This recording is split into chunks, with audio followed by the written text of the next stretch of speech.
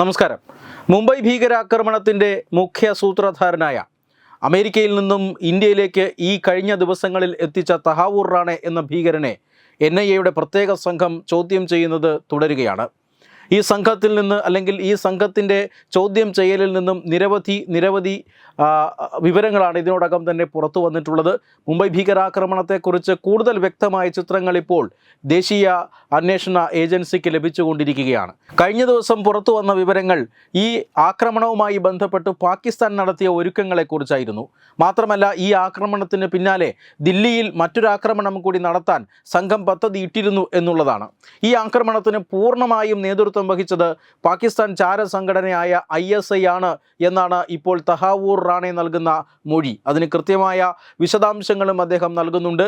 ISI ആണ് ഈ ആക്രമണം മാസങ്ങൾക്ക് മുമ്പ് തന്നെ പദ്ധതിയിട്ട് നിരവധി കൂടിക്കാഴ്ചകൾ നടത്തി, നിരവധി തവണ ആശയവിനിമയം നടത്തി, ലഷ്കർ ഇ ത്വയ്ബ പോലെയുള്ള സംഘടനകളെ ഇത് ഏൽപ്പിച്ച് ഭീകരന്മാർക്ക് പരിശീലനം നൽകി ഇന്ത്യയിലെത്തിക്കുന്നതടക്കമുള്ള കാര്യങ്ങൾ വിശദമായി തന്നെ നേതൃത്വം വഹിച്ചത് ISI ആയിരുന്നു. ISI നിയോഗിച്ചതനുസരിച്ചിട്ടാണ് തഹാവൂർ റാണയും ഡേവിഡ് കോൾമാൻ ഹെഡ്ലിയും ഈ ഓപ്പറേഷന് മുൻപിൽ നിന്ന് അല്ലെങ്കിൽ നേതൃത്വപരമായ പങ്ക് വഹിച്ചത്. ISIയുമായി ഇതുമായി ബന്ധപ്പെട്ട ചില കൂടിയാലോചനകളൊക്കെ നടത്തിയിരുന്നു. ആ കൂടിയാലോചനകളിൽ ISIയുടെ ഉന്നത ഉദ്യോഗസ്ഥന്മാരും ലഷ്കർ ഇ ത്വയ്ബയുടെ മുതിർന്ന ഭീകരന്മാരും ആ കൂടിയാലോചനാ യോഗങ്ങളിൽ പങ്കെടുത്തിരുന്നു എന്നാണ് ഇപ്പോൾ തഹാവൂർ റാണെ നൽകുന്ന വിവരം. തീർച്ചയായും പാകിസ്ഥാനെ സംബന്ധിച്ചിടത്തോളം വലിയ തിരിച്ചടി ആയേക്കാവുന്ന വിവരങ്ങളാണ് ഇപ്പോൾ തഹാവൂർ റാണ കൈമാറിക്കൊണ്ടിരിക്കുന്നത്. ഈ ആക്രമണത്തിന് പിന്നിൽ പാകിസ്ഥാനാണ് എന്ന് തെളിയിക്കുന്ന നിരവധി തെളിവുകൾ ഇതിനോടകം തന്നെ ഇന്ത്യയുടെ കൈവശമുണ്ട്.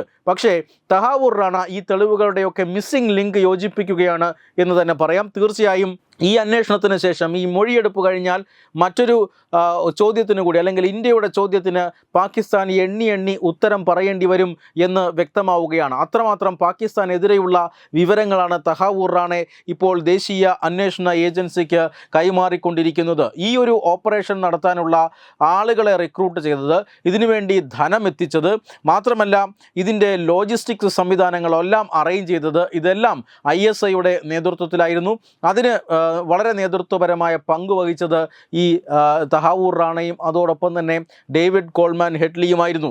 മാത്രമല്ല, ഈ ആക്രമണം വിജയിച്ചിരുന്നുവെങ്കിൽ ദില്ലിയിലെ നാഷണൽ ഡിഫൻസ് കോളേജ് അടക്കം ആക്രമിക്കാനുള്ള പദ്ധതി ഇവർക്കുണ്ടായിരുന്നു. ഇവർ പിന്നീട് അമേരിക്കയിൽ പിടിയിലായിരുന്നില്ല എങ്കിൽ തീർച്ചയായും കൂടുതൽ ആക്രമണങ്ങൾ ഇവർ ഇന്ത്യയിൽ ആസൂത്രണം ചെയ്ത് നടപ്പിലാക്കാമായിരുന്നു എന്ന വിവരങ്ങളാണ് ഇപ്പോൾ NIAക്ക്, കേന്ദ്ര ഏജൻസിയായ NIAക്ക് ഈ തഹാവൂർ ഹുസൈൻ റാണ നൽകിക്കൊണ്ടിരിക്കുന്നത്.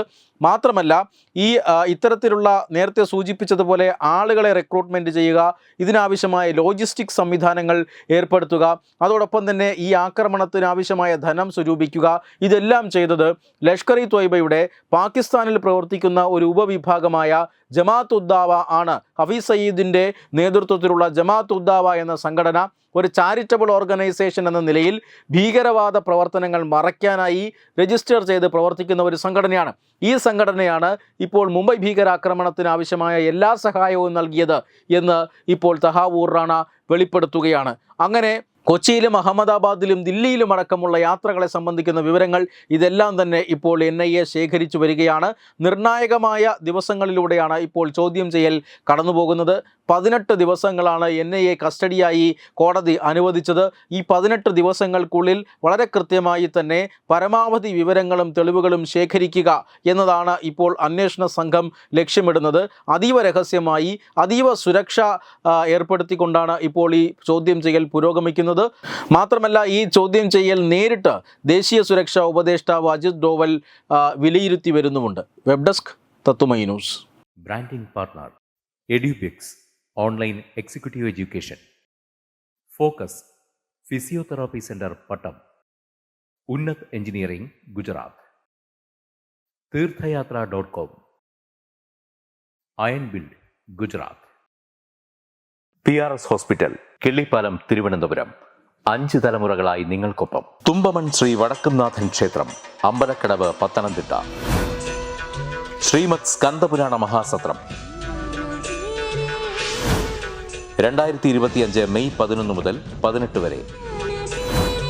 ബ്രഹ്മശ്രീ മുംബൈ ചന്ദ്രശേഖര ശർമ്മയുടെ മുഖ്യ കാർമ്മികത്വത്തിൽ മഹാഗണപതി ഹോമം, സ്കന്ദപുരാണ പാരായണം, മഹത് പ്രഭാഷണങ്ങൾ, പൂജഹോമാദികൾ, കലാസാംസ്കാരിക പരിപാടികൾ. സത്രയജ്ഞ കർമ്മങ്ങളിലേക്ക് എല്ലാ ഭക്തജനങ്ങളുടെയും സാന്നിധ്യവും സഹകരണവും സാദരം അഭ്യർത്ഥിക്കുന്നു.